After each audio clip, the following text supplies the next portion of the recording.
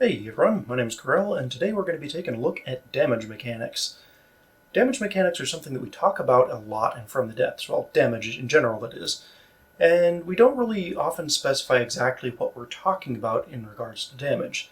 So I've done some research, done some science, and I've come up with a few different general rules for how damage works that I think will apply to most scenarios. So what we're going to do is just go through each of the different damage types. We might skip a few or categorize a few as being similar to each other, but we're going to go over several different major damage types, how they work, what they look like, and generally what they will do to various different types of targets. So first off, one thing we need to talk about is armor stacking. Armor stacking is something that you see defensively, where you build up a block of armor and it's multiple layers thick. When you have a multiple layer of armor thick chunk, what happens when you deal damage to that, you draw a line from the source of the damage straight through the projectile's direction of impact or the explosion's direction of travel. And basically you just draw a line through that, and whatever blocks happen to be behind the first block hit get to stack their armor class on top of the armor class of the block that is in front. So to put that more cleanly, or plainly rather, if I have several different armor blocks here, and let's just say I put 3 metal blocks down like so, and I'm just going to build up a little wall here. And now if I shoot this wall head on in this direction, I will be hitting one armor block, and the projectile will see that I'm just hitting one armor block. The armor will have an armor class of 15 because that's what a metal block has, and a health of 350. And then if the projectile breaks that, it will just keep going straight on through. However, if we come at this from the other angle here and try and shoot through all 3 of these blocks, then we have to contend with armor stacking. So if we hit this first block here, we've got an armor class of 15 due to this metal block. The second block will contribute 100% of its full armor class. So this block will have an effective armor class of 30 from this block and its own armor class. And then the third block back here will contribute 85%. The third will contribute 70%, and each subsequent block will contribute another 15% less. So you have 1, 1, 0.85, 0.7, 0.55, and so on and so forth. So what that would mean is that we get a little bit more than 12 armor class out of this block, so we'd end up with a bit over 42 armor class if we hit this block end on and tried to shoot straight through there. Now that means that this armor block is much stronger in one direction than the other, pretty much as you'd expect. Worth noting also that as you pierce this block, say you have a kinetic shell going through here, as you pierce this block and destroy it, say you've dealt with that 42 armor class and that 350 health from the first block, now you hit the second. The second now gets the armor class of the block behind it at 100% efficiency. So then you're fighting this block's 30 armor class and 350 health. And then if you get to this block, you only have to deal with 15 armor class and 350 health. So yeah, as you progress through the armor, it gets progressively weaker. So this front outer shell here is definitely your hardest point and the point that is most likely to resist your damage. However, you still have to break the health of all 3 blocks. If you break the health of the first block, you have done nothing to the health of the second block. You do not actually destroy the block without dealing all of the health damage. When you're talking about armor piercing, you need to double the amount of the armor class in order to get the damage through straight to health. Otherwise, you are going to be reduced by that armor. So in order to penetrate this 42 and a bit over 42 armor, you'd probably want somewhere around 85 armor pierce in order to go straight to health. That's a lot of armor piercing. You're not really going to get that outside of a pure Sabot shell, or at least a shell that's got a significant amount of Sabot warhead on it. So yeah, be very careful how you're hitting armor. Pay attention to your opponent's armor class. Try not to over-invest in armor pierce, because the more armor pierce you put in, the less kinetic damage you have generally, or the less actual damage output you have. But generally speaking, you're going to need some armor pierce in order to get through any substantial amount of armor. Now, another thing to take note of here is the structurally sound block tag. If I look at this, you can see in the description that this component is structurally sound, and when placed in multiple layers of other structurally sound components, this provides its armor class bonus. So that is basically saying that this block works for armor stacking. If I was to come back out here and pick another block, say these truss blocks do not have armor stacking. So if I was to replace this middle block with a truss block, I have significantly weakened this whole structure, by a tremendous amount. If I shoot this block now, I have 15 armor class, 350 health to deal with. Then I hit the truss, which has 52 health and 13 armor. Then I hit another 15 armor, 350 health metal block. So by placing this block here, I have massively weakened this structure, with one notable exception that we will get into when we start talking about the actual damage types. So the first major damage type we're going to talk about is explosive damage. Explosions create a shockwave from a single point of origin that is usually around the tip or nose of a given shell or missile or whatever is causing the explosion. That shockwave has a base damage pool, or some total amount of damage based on the damage of the explosive that's been fired. Now, that shockwave propagates outward, most likely over some length of time, though that isn't exactly clear, in order to avoid frame rate drops. However, it's going to propagate extremely quickly, so it's more or less instant at the point of impact and surrounding it, and then it will be like 1 frame later at the longest for the next surrounding area. I'm not 100% sure that's how that works, but honestly, that's how I would program it if I was to build that system, just so that a single large explosion does not tank your frame rate. Shockwaves are kind of difficult to calculate, involve a lot of little calculations, so trying to minimize that and kind of spread it out over time helps out a lot in that sort of efficiency regard. Anyway, so every block of air an explosion encounters subtracts some fixed amount from this damage pool. A shockwave will deal no damage to a block if a minimum damage threshold is not met. And what that means is basically a block can have an armor class, and especially if you're dealing with heavy stacked armor, that will reduce the damage of the explosion very heavily against that stacked armor.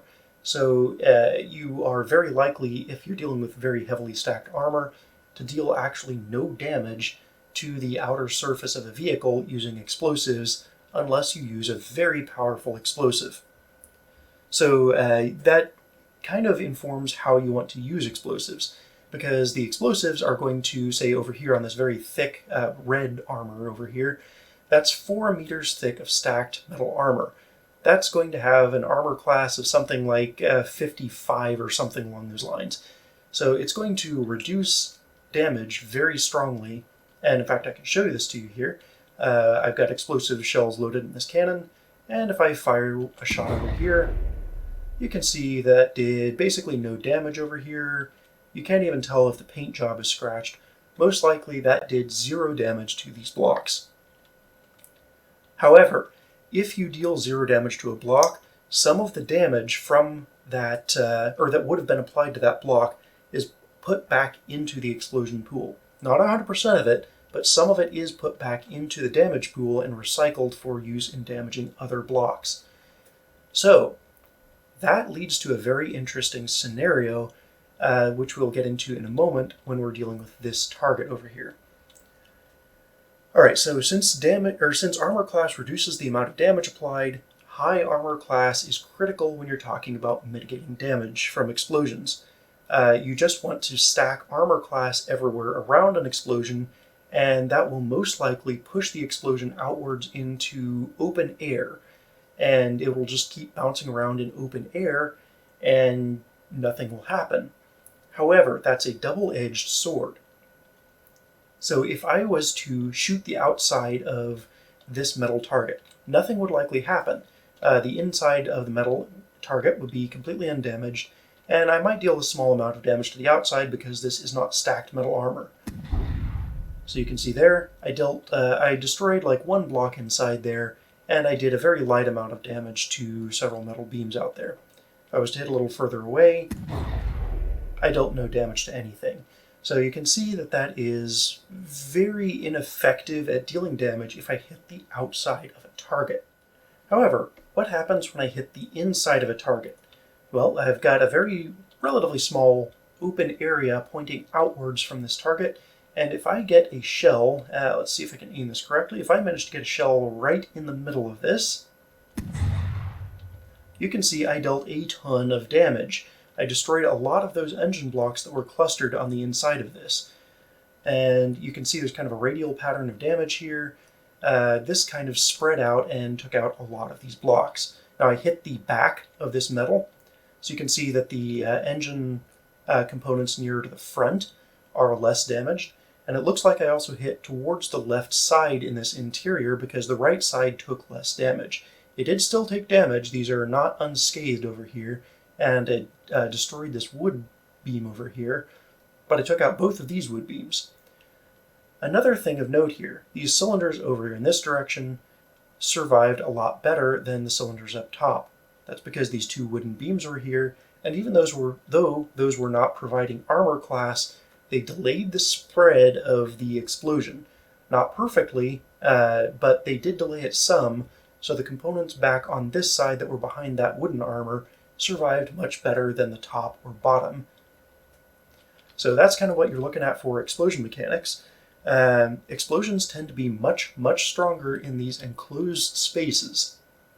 Now that leads to a very interesting shell design philosophy, because if you can punch through heavy armor and explode inside of a very heavy chunk of armor, you will deal tremendous amounts of damage to internals because you've gotten through the armor and you're now exploding right next to the squishy internals in an enclosed volume inside of an armor block.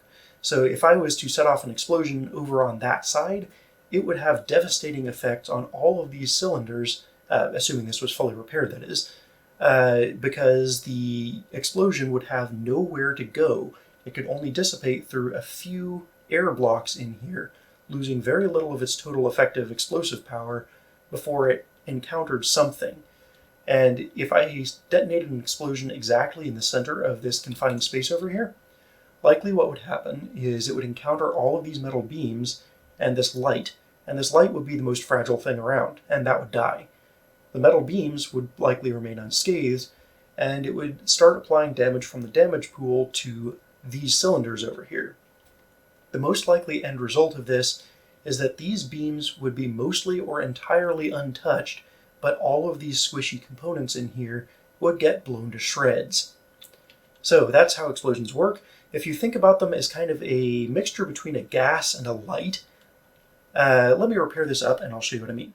Alright, so I've repaired this. Basically what I want to show you is kind of my general feeling of how this behaves. So if I was to shoot the back of this back here, what would you expect from a beam of light, say a very diffuse beam of light entering the back there? Well, you'd expect it to hit these side panels, you'd expect it to hit up in those corners, maybe not up in these corners quite so much, because if you hit right in the center, it would be occluded by these wooden beams, and you'd expect it to definitely hit these cylinders, definitely hit those cylinders, maybe those, and much less likely the ones tucked back behind these beams back in the back there, like these guys up here. And you'd expect it to hit the beams pretty hard. And since that back wall is quite strong, you'd expect it to kind of repel that light. So, well, that's not exactly a perfect analogy, but let's think of it as kind of that light for now.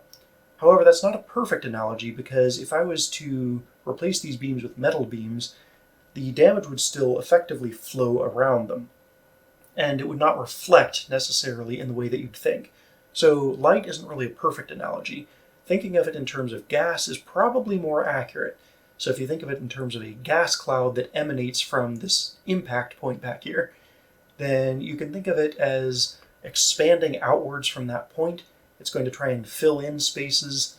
If you have too much gas in a confined space, it's going to apply pressure outwards, and it's going to pop or destroy the weakest thing, or the point of least resistance around that gas.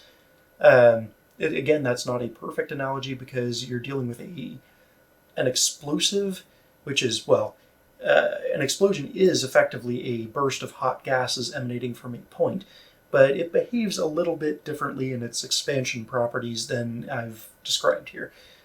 Still, if you think of an explosion as a puff of gas emanating from a single point, a very strong puff of gas, you're probably not going to intuitively be far off from what's actually going to happen. Last thing to note with explosive damage is that it is affected by armor stacking, so heavily stacked armor is definitely going to put a damper in your explosions. The next major damage type is kinetic damage. Now, we've talked about this already quite a bit, and really what it amounts to is you pick a block, you shoot that block, you deal damage to that block. And the damage that you deal is based off the armor class of the armor that you're hitting, that is including stacked armor, versus the armor pierce of the projectile that you're firing. And the kinetic damage of the projectile. So if your armor pierce is double the armor class, then you deal straight damage to health with all of the kinetic damage of your projectile. If your armor pierce is less than twice the target's armor class, then you don't deal full damage, and it scales down to the point of, there is a minimum damage in there, but basically at zero armor class, or rather zero armor pierce versus stacked armor, you're going to be dealing next to no damage. There's really not going to be anything that's going to get through that in any significant way, so you might not even bother. So let's take a look at this. Generally speaking, the kinetic damage that you apply is going to be modified by the velocity of the projectile as well as the mass of the projectile. So if we take a look at this here, we've got a sabot head, bunch of solid warhead bodies, and gunpowder casings. Now on this particular shell design, if I was to add, well, this is a 130 millimeter here, so if I change that over to 130, you can see we've got 1500 kinetic damage expected with 57 armor pierce, easily enough to go through metal beams. So we've got a solid warhead body, and we've got a bunch of those. We've got gunpowder casings. If I was to add more gunpowder casings, you can see that one actually adds kinetic damage, which is excellent. If I add more, it starts reducing the kinetic damage because I've lost too much mass on the shell and I'm not getting enough muzzle velocity to balance out that equation. So I'm going to put that back here, and we will just go ahead and put in our solid warhead body. And this is pretty much an optimized shell. So this shell will fire pretty quick. It's got quite a bit of mass behind it, and we're going to go through armor quite nicely. Let's go ahead and take a shot with this. Now, you can see that did not entirely break a single metal beam. Why is that? Well, if we take a look at the metal beam here, it's got 2100 health. And our shell, as we recall, was doing somewhere around 1600 kinetic damage. So we're not going to break that 2100 health even if we're doing pure health damage. We've still got about 500 health to go before this particular shell would break that. And unfortunately, this shell is absolutely maximized for the particular type of gun that this is. I can't really do anything more with this shell.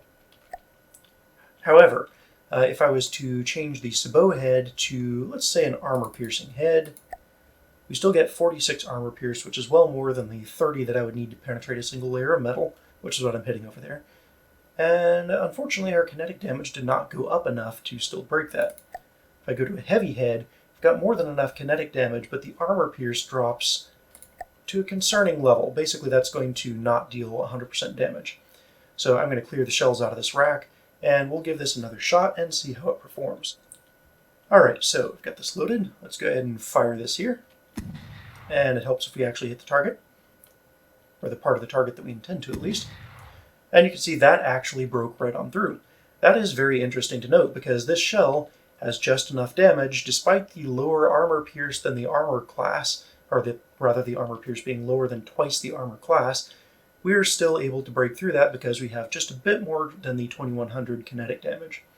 So the percentage damage reduction that the armor is giving is not enough to prevent this from killing a block. That's actually very useful, so we're going to stick with that for now. So this armor over here is basically up at the top. I've got a single layer of metal. This is metal despite that I've painted it white to look like alloy. It is actually full metal. Down here I've got cylinders and another layer of metal. And this is to demonstrate something, that these cylinders do not stack their armor class on the top of the metal. I can shoot that and it goes through the metal beam, and in fact has enough damage left to break one of the cylinders as well. So that is not contributing armor class forward. The cylinders have a pretty trivial amount of armor, to be honest. If I select one of these here, you can see they have 3 armor class. Not really enough to be worried about, but still some. But they're not contributing it forward because those are not structural blocks. Likewise, I have another layer of metal on the back here. That is also not contributing any resistance forward because there's a non-structural layer in between the two. Very important when you're talking about stacking armor. Next up, I've got this block here, and I've given some hints as to how this is constructed up here. This is composed of lengthways beams. So these beams are going front to back here. This is very important. And if I pick this tractor beam over here and apply it so we have a straighter shot, I can shoot this block here. And you'll see that this is this shot that was able to instantaneously break one of these metal beams over there did not do nearly so much over here. That's very important. So in fact, let's do some tests here and see how many shots it takes. You'd expect this to take something like 3 or 4 shots. In fact, it looks like it will be 4 shots. So what that's telling us is that the armor class is stacking, because the health here, the health of the block is not stacking forward. The metal beam has a fixed health. So we've got a metal beam here with a fixed 2100 health. And that's the same as these beams over here. And we were only hitting that one beam. In fact, if I was to want to prove this out, I would try and shoot that beam off the top over there. Let's try and aim for that here, see if I can hit it. Yeah, I just hit that there. So I'm hitting this in an upwards direction, meaning there is no possible armor class stacking that's going on there. Now, you'll note that that only took me 3 shots that time. That's likely because the armor on the sides or top was likely affecting that projectile and how it would have traveled through this particular area, or the projectile was not hitting straight on the top. So I was only getting 1 or 2 blocks there of contributed armor class. But just note that the stacked armor forwards to backwards on this is exactly equivalent to this, where the beams are stacked crossways. However, there's a little bit of a difference here. Notice that I took out 1 block of this armor. I now have a hole 100% of the way through this block of armor. It is only a 1x1 hole, but it is a hole. Let's shoot this red chunk over here and see how long this takes to break.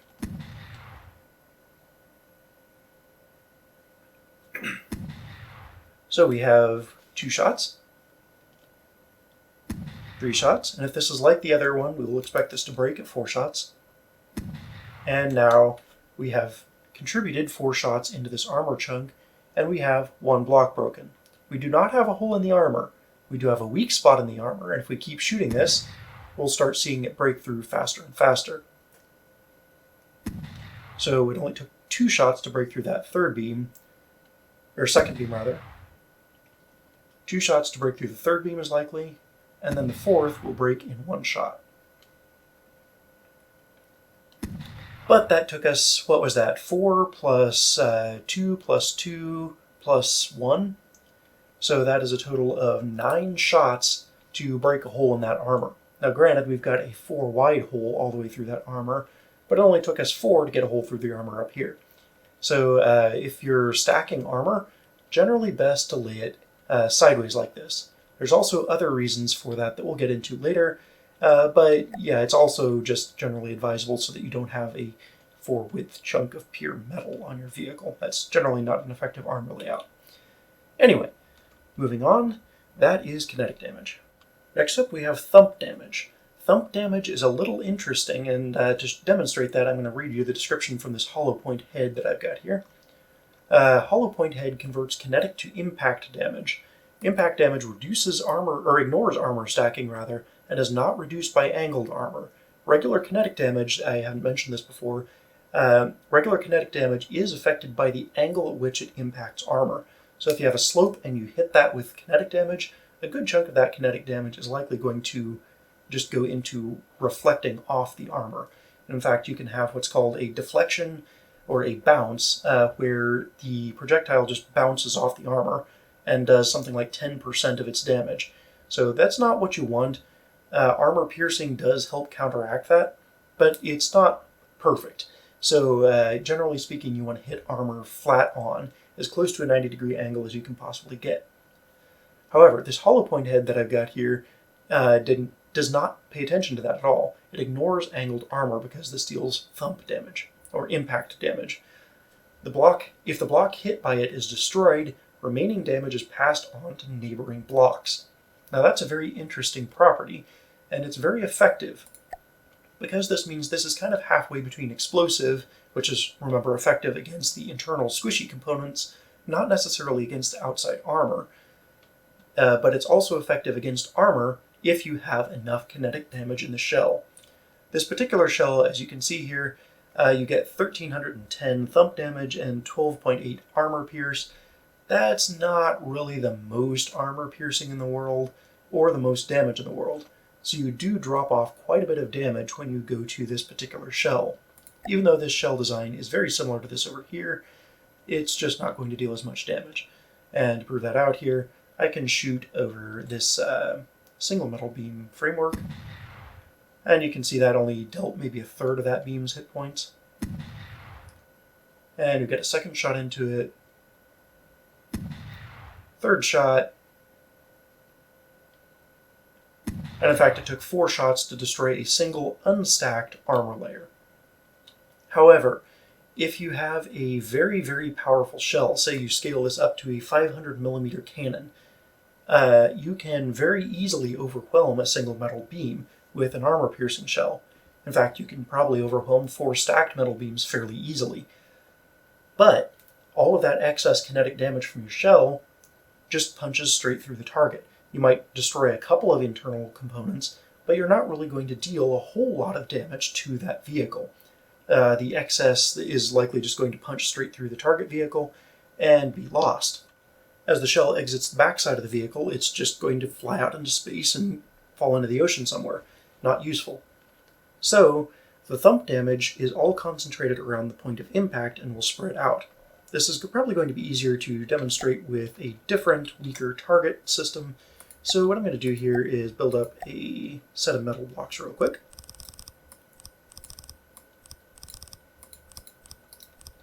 And these are single metal blocks, so that's just going to be very easy to destroy. And I'm just going to aim up here and fire off a shot. And you can see that took out a chunk of metal, or wooden blocks rather, despite only having impacted 1. So the impact damage is going to spread out radially from the point of impact and deal damage to surrounding blocks until it runs out of kinetic damage.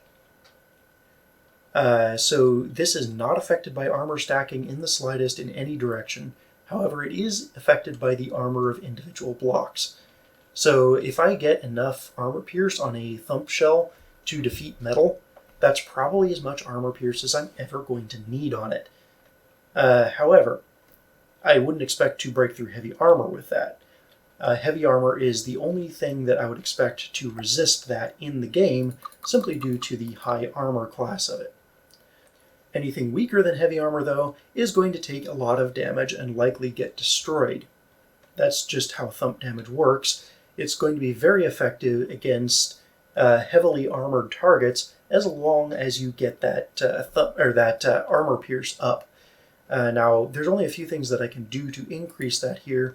Technically, I could use sabot warhead bodies instead of these solid warhead bodies, and that will increase the thump damage on this shell. However, you can see I'm losing the expected thump damage, or the kinetic damage, as I'm doing that. So this is maybe not the most valuable thing in the world. So, yeah, it's useful, but you want to get a much larger shell than this if you're going to use thump damage effectively. That's really all there is to it. You need a large shell in order to effectively hit the threshold for dealing with heavy armor. If you can hit that threshold, thump damage will do better than almost anything else in the game, as far as dealing huge amounts of damage to a chunk of a vehicle. It's just a matter of getting it up there, and the game does not really let you do that very easily. So you're going to have to build one heck of a cannon in order to make that thump damage really effective. Or, build a very, very fast missile with a thumper warhead, whatever you have to do there. It's going to take some effort in order to make that work. The last type of damage we're going to talk about today is EMP. This is probably the most unintuitive damage type of these that I've tried to describe here, just because of the number of rules that go into it and kind of the weirdness of how it spreads through a vehicle. So EMP, like explosions, you get a damage pool assigned to it on impact. Now, EMP will spread from block to block, and each time it spreads, it will deal damage equal to the EMP susceptibility of that block multiplied by the remaining pool of the EMP. So the remaining pool of the EMP here is compared to the EMP susceptibility. If I mouse over the surge protector here, you can see that it is 100% susceptible to EMP damage. So this is also how the EMP determines its pathing. Now, it's not just going to path for the nearest thing that it can destroy. It's not just going to spread radially. Rather, the EMP is going to try and find the most susceptible component that it can possibly hit. And that's pretty weird. It's going to try and route through your vehicle, even ignoring components that it could easily destroy, to find something that is as susceptible as possible. And what that's going to mean is that it's going to, in this case, if I was to shoot an EMP over at this left edge, I've placed these PID blocks here. And if I take a look at these, the PID block is over here. Its EMP susceptibility is 60%. If I shoot this block over here, it's going to completely ignore this AI PID, and it's going to go over here to this surge protector, because the surge protector has the highest EMP susceptibility. So if I was to shoot this over here on the left, you can see the EMP goes over here to the right and hits this surge protector. And if I was to keep shooting it, you can see it hit the surge protector again. A third shot, and it breaks the surge protector and drops the PID over there into the ocean. So surge protectors are not a 100% defense against EMP. They will eventually break. However, as you might note in the blocks section, they have a 90% damage reduction, so against EMP at least.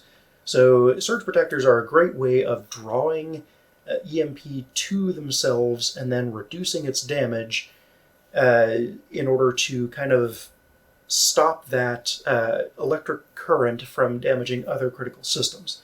So now if I was to shoot this up against this vehicle, what would you expect to happen?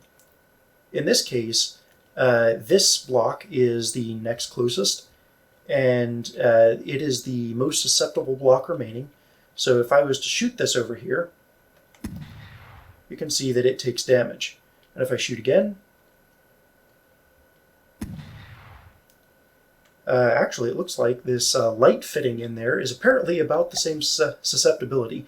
If I was to go into build mode here and check my decorations tab for the light fitting I have in there, yes, EMP susceptibility is 60%.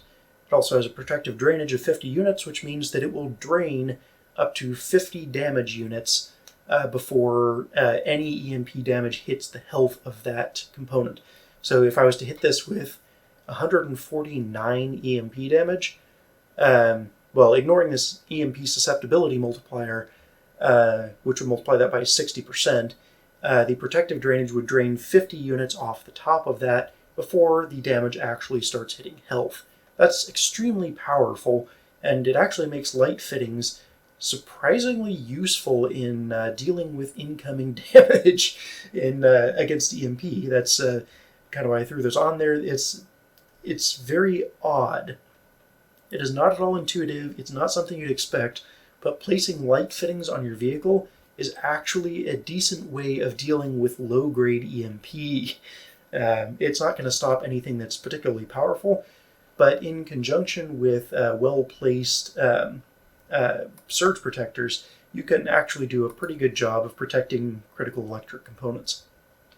That being said, the AI PIDs up there are also 60%, so even though I have another light fitting on this far side over there, the path to that AI PID up there is so much shorter that if I shoot this, it's just going to go ahead and hit that AI PID and kill it. Now, I've got a wood block up here. If you think about an electric current, wood is a very good insulator. It's not perfect, but from the depths treats it as being a perfect insulator. So for our purposes, I've got this AI PID up here, and I've got a light fitting on kind of in that chunk over there, buried in that metal. So if I was to keep shooting this, you'd expect the light fitting on the right to go first, because the wood is insulating the other block. What happens once that light fitting dies? Well, you can see here we're not actually getting any transmission whatsoever because it's just too far to the light fitting. If I was to shoot a little bit closer, and in fact that looks like it did not transmit either, and that over there managed to destroy the light fixture. So probably as I was getting closer it was damaging that, and then if I hit right over here it managed to blow out the light fixture. So what would you expect to happen if I keep shooting over here? Well, we can actually tell that from the stats of the wood block itself. If I was to grab a hold of this here, you can see the wood block has an EMP susceptibility of 0. Now the EMP damage pool is multiplied by the EMP susceptibility in order to determine how much damage is actually applied to this wood block. 0% is applied to this wood block, so the wood block cannot take EMP damage, and more importantly, it cannot transmit EMP damage. I can keep shooting this all day long. I'm never going to break that PID block up there. No matter how many times I shoot this metal chunk here, it's just not going to happen. So you can see I'm just going to keep shooting. I'll put a few more rounds down range. It's still not going to break that. So if you think of EMP as being an electric current induced at the point of impact, you're probably not going to be far off from having an intuitive understanding of how this works. It's going to spread out, it's going to seek out electrical components, it's going to destroy specifically electrical and AI components, sensors, things of that nature. It's not going to get through wood insulators, it's not going to get through things like stone or rubber. Surge protectors are going to drain quite a bit of that damage out, and generally speaking, you've got a number of ways of protecting your sensitive components, but you have to make use of those. If you do not, a single EMP missile is going to cripple a vehicle. And that's not what you want to have happen. EMP missiles especially are quite damaging because they've got a fair chunk of EMP damage. Your light fittings are not going to protect you against that much. Your surge protectors might protect you for a couple of shots, and then you've got further missiles that are just going to slam into you and shred your AI.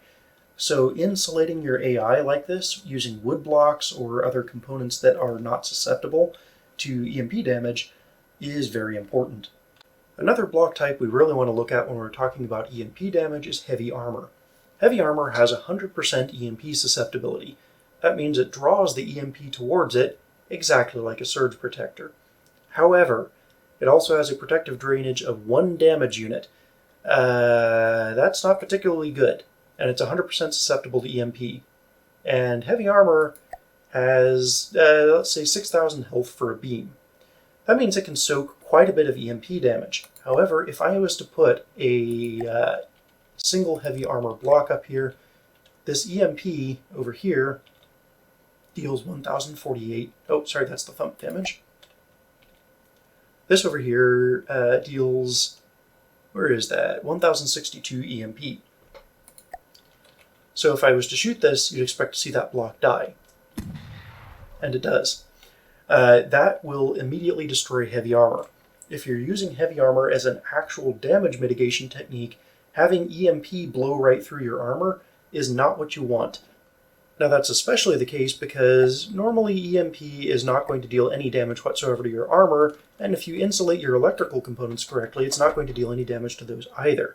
So really you're just kind of saying that you're just giving the EMP a target. You're allowing it to hit things that it otherwise really would not hit, and that's probably not what you want. So insulate your components. Make sure that you're using heavy armor strategically, if at all. Keep in mind it's very heavy, it's very expensive, and it's useful as regular armor as well. So you might want to actually insulate it using like surge protectors. So just keep all those things in mind, and you should have a pretty good idea on how to deal with EMP damage.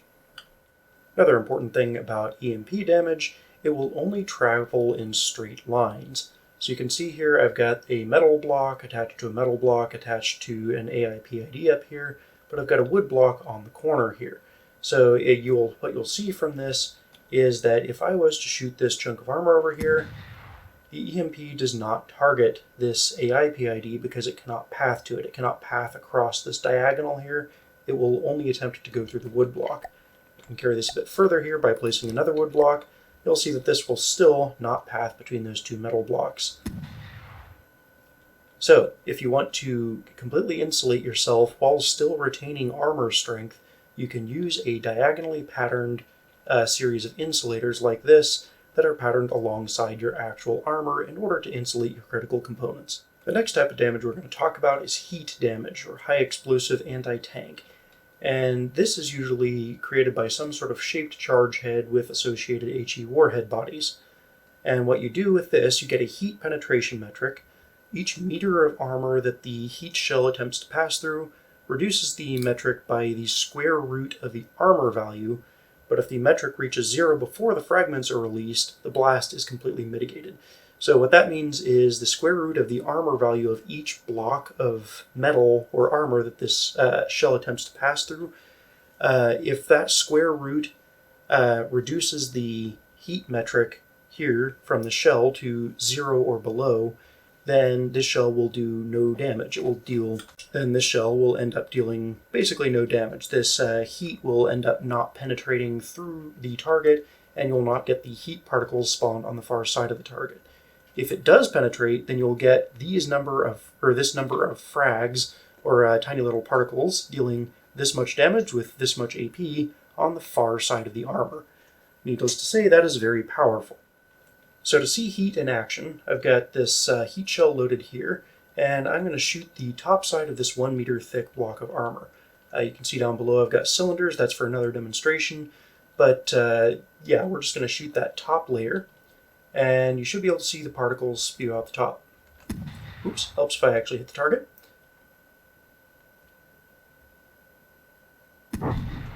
And there we go. You saw some particles spew out the top, more of them traveled straight back here. So those are going to deal damage to anything beyond the armor, but you'll notice that the armor itself took next to no damage. It took a little bit just from the explosive force there, but for the most part it didn't really deal a whole lot of damage to the armor itself. Another important thing to note about heat is that it will generally spawn particles wherever it can, but there has to be an air gap. There has to be some space for the heat particles to spawn in order for the shell to spawn its particles. So if I take a look at this bottom layer down here, I've got metal, I've got cylinders, and I've got more metal. Now this will deal some damage to the cylinders as it passes through, but it's not going to destroy a whole lot of cylinders. It's not going to spawn the particles in between the two sandwich layers of armor. So you can see there we destroyed one cylinder and you saw particles fly out the back, but it didn't actually break more than one cylinder. If I keep shooting this, again, each shot that I fire is going to kill one cylinder as the heat passes through the block, but it's not going to destroy any more than that, and you keep seeing particles spewing out the backside, which is indicating that the particles are spawning on the far side of this armor and proceeding from there. Now you'll note that the heat penetration metric here is 13.6, and that doesn't seem to be a whole lot, but what is interesting is that that is enough to get through 4-layer thick metal armor. If I fire over here, you can see I got a bunch of particles spewing out of the back of this particular block of armor. The same will happen if I hit this end-on layer of armor over here. So a little harder to see there. I'll try and aim up a little bit just so that you can see them flying out the back. Yeah, there you go. So those particles are continuing to fly out the back of that armor, even though this is 4 meters thick of metal. So what that's doing there is this is taking the square root of the 15 armor of each of these layers of metal and subtracting that from the 13 odd heat penetration metric there.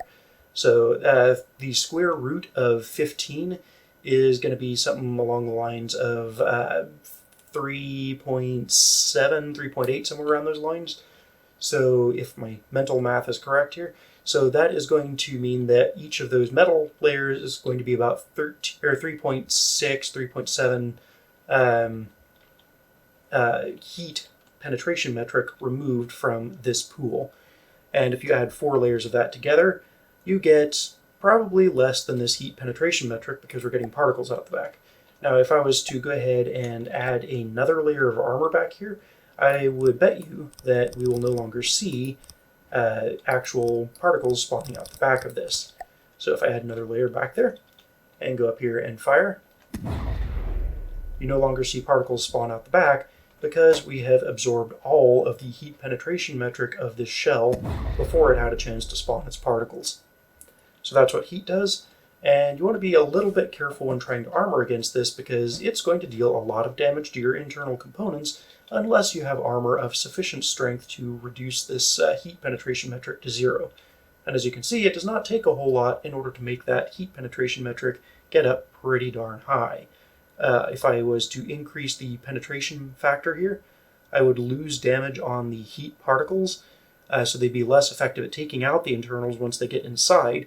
But you can see that that heat penetration metric skyrockets. So now I can fire over here and I'll expect to get particles again.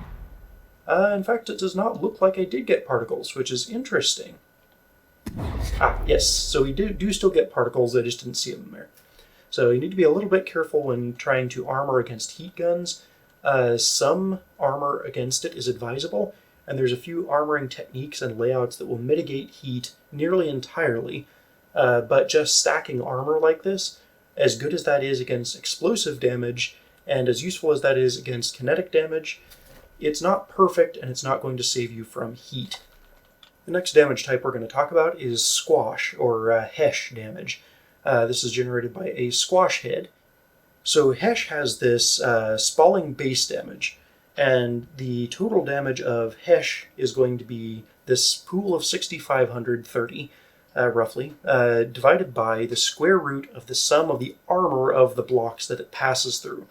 The block pass-through rules are basically identical to heat as far as how and when the particles will spawn from that. So the armor piercing of the frag particles that are spawned is double the armor of the block that the spalling is generated from. Now, unlike the original, or rather unlike heat damage, this is a little bit more complex because you get increased armor from the durability of the material that you're hitting. So you get rather increased armor piercing. So whatever the innermost layer of armor is, your Hesh spalling will end up getting enough armor pierce to completely negate that armor class of block. So what you've got here, the total damage of the frag spawned is reduced by the amount of armor that's passed through the square root of that armor, and the armor piercing is increased by the last available armor. What that means is you want your weakest armor to be the furthest back in towards your vulnerable components, because the armor pierce is going to be generated by that last layer of armor. Meanwhile, the actual total damage of the frags spawned is going to be reduced by the sum of the armor blocks passed, so it doesn't matter what order those armor blocks are passed in, it's going to be divided by the square root of the sum of the armor class of all of those blocks. So if you're dealing with an armor layout over here, this is going to effectively have an armor class of 15. So what we're going to get is that squash head is going to get 3.7-ish, which is the square root of that armor class of 15. We're going to take that 3.7 value and divide this spalling base damage by that 3.7. So that's going to end up being about 200-ish damage per particle, somewhere in those lines. So we'll get about 200-ish damage per particle. And if we shoot through metal, those particles are going to have an AP of 15 each, or rather 30 each, because it's double the amount of armor that block had.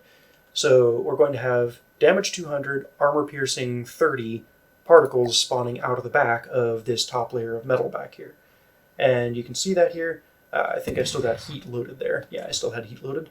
You can see that will spawn some blue particles when we actually hit this chunk of armor. And those blue particles are indicative of Hesh damage, whereas the heat was orange. So Hesh is going to also deal more damage to your blocks up front. Hesh also has a secondary damage type. You can see here that they've got a little bit of thump damage, and that's going to be kinetic thump damage created by the Hesh shell itself. The more powerful your Hesh explosion is, the more thump damage you get.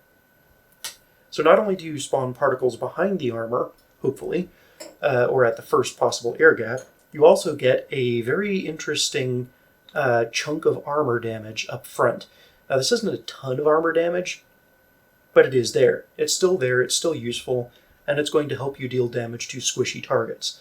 One thing heat is absolutely terrible at is killing very lightly armored targets, because while yes, it will damage the internals of the target, it's not going to do much to the outside of the target. With Hesh, it doesn't much matter if we're hitting a heavily armored target, because the armor is going to contribute to the AP of the frag particles that are spawned, and this spalling-based damage is going to start dealing quite a bit of damage to internals, just due to the amount of damage pool here, even if you've got a fair amount of armor that it has to pass through. But yeah, you've also got that last layer of armor contributing to the armor piercing. So you've got a lot of different damage mechanics going on with Hesh, and to my mind it's one of the most versatile shell types because of those different factors going into it. So the one thing of note here is this Hesh thump damage is not very large. To mitigate that, what you can do with your HE bodies is just turn the special factor up on all of these. We're only losing 20% here on each of these, but really there's not much need to use regular explosion mechanics with you having this thump damage already in place. So to see a few more examples of this, we can hit our our medium target block here. And you can see that spawns some nice particles out the back. We can hit our heavy target over here. We've got the 5 layers of metal back there. And we can shoot that, and we still get particles out the back. However, those particles are going to have much less kinetic damage, and the things that are spawning on the back are likely not going to do much of anything to really any interior components, because the amount of kinetic damage that's going to be dealt is reduced by the square, or rather the square root of the armor class of every block that it's passed through. So yeah, we're going to get that 3.7 divided by, or rather we're going to divide that pool by 3.7 for each layer of metal that we've passed through. So the damage pool is 6,500, and we've got 5 layers of that, so we're going to divide by 3.75 times. So we're going to end up dividing by 15-ish, a bit over 15. In fact, closer to 20 actually. So we're going to end up dividing by about 18, 19, somewhere in there. And that 6,500 when divided by 20 is not going to go real far. So yeah, it's basically going to mitigate those particles almost entirely, because each of them is going to be doing under 100 damage at that point. So yeah, you need to be a little bit careful about what type of armor you're hitting. It's not quite as suitable as heat for hitting extremely thick armor. However, it is much more useful in the general case. So if I was to hit this 1 layer thick metal over here with these engine components, you can see that it's still going to take out quite a few engine blocks on the inside. However, if I was to change this to a heat type head, we can do that real quick here. Let's do a shaped charge head. We'll use the existing Hesh shell, and we can aim over here, and we'll just fire off 1 shot to see what that does to those engine blocks inside. And you can see that does much more damage on the inside.